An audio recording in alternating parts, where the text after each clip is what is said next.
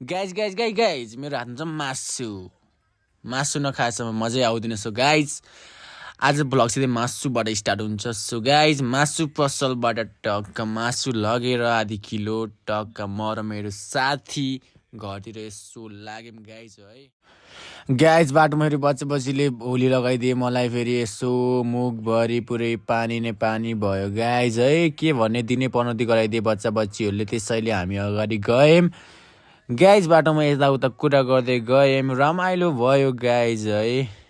त्यसपछि साथीहरूले मलाई पुगाउनुको लागि टक्क रेडी भए गाइज केटाहरू है टक्क। अनि त्यसपछि चाहिँ गाइज यिनीहरू चाहिँ मेरो सपोर्टरहरू। आज के हुन्छ, आज हामी होली कुटी सिकेको जल्ला छ। म चाहिँ भक्तपुर जान लागेको छु, यिनीहरू चाहिँ मेरो कलिगहरू। एउटा टिसीको लागि 3 जना गाइज। त्यसपछि टक्क एउटा मोबाइल पसलमा गयौँ है, घडीसरी बनाउनु थियो, घडीसरी बनायौँ। देन आफ्टर सिधै भोक लागेको थियो गाइज, सिधै चटपटै हानिदिएको है केटाहरूसँग। देन आफ्टर चाहिँ यसो म सिधै गाइज भक्तपुर पुगेँ। So guys this much for today. So see you in next mini blog guys, by.